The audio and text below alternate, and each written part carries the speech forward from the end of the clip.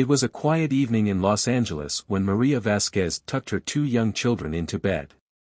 Her tiny apartment on the edge of Koreatown had seen better days, but to Maria, it was a sanctuary.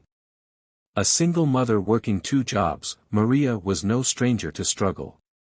Yet, nothing could have prepared her for the nightmare that would unfold that night. The first sign was the acrid smell of smoke. At first, Maria thought it was her neighbor's barbecue, but when her son Mateo called out, "Mama, it's hot," and pointed to the glowing orange light outside their window, her heart sank. The fire was consuming the building across the street, and the wind was carrying it toward them with terrifying speed. "Mateo, grab your sister," Maria shouted, grabbing their emergency bag, a habit she'd picked up after the last earthquake scare. As they scrambled into the hallway, the sound of breaking glass and roaring flames filled the air. Panic-stricken neighbors were shouting, some carrying children, others frantically trying to save pets. The stairwell was choked with smoke, and Maria's chest tightened as she held tightly to her children's hands. On the ground floor, chaos erupted. The fire had spread to their building, and the exit was blocked by flames. Firefighters yelled instructions, but the growing inferno drowned their voices. Maria's mind raced. Were they trapped? Suddenly, a voice cut through the chaos. "Over here." It was an elderly man, Mr. Patel, who lived alone on the ground floor.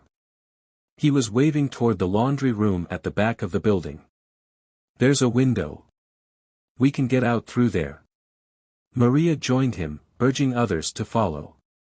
Mr. Patel and another neighbor, a young man named Jordan, helped boost people through the narrow window to safety. But when it was Maria's turn, the room filled with smoke, and her daughter Sophia started coughing violently. "I can't leave him behind." Maria heard a woman sobbing. It was Mrs. Lin, clutching her cat in a carrier. Tears streaked her soot-covered face as she hesitated to climb out. Maria turned to Jordan.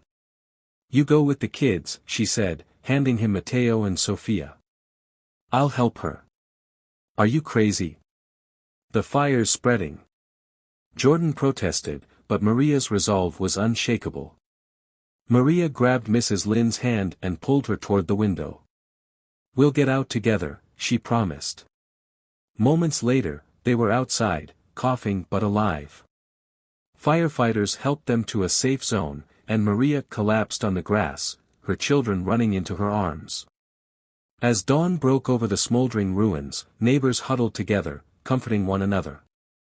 Some had lost everything, but the fact that no lives were lost felt like a miracle. Maria looked around, seeing strangers who had become family in the face of adversity. Later, as Maria cradled her children, a firefighter approached her. "You helped save lives tonight," he said, his voice filled with admiration. Maria shook her head. "We all did. No one survives alone." In the days that followed, donations poured in from across Los Angeles. Strangers offered shelter, clothing, and food. Maria was overwhelmed by the kindness of people she'd never met. One woman handed her a note with a key attached, "For you and your kids, a fresh start. Pay it forward when you can." Tears streamed down Maria's face as she realized the apartment was a gift, a lifeline from someone who believed in second chances. The fire had taken much, but it had also revealed the power of humanity, the way people, even in the darkest of times, can shine a light of hope. And as Maria watched her children play in their new home, she vowed to keep that light alive, to be the kindness in someone else's storm. Because in the end, it wasn't just the fire that defined that night, it was the courage, compassion, and unyielding spirit of a community that refused to let anyone be left behind.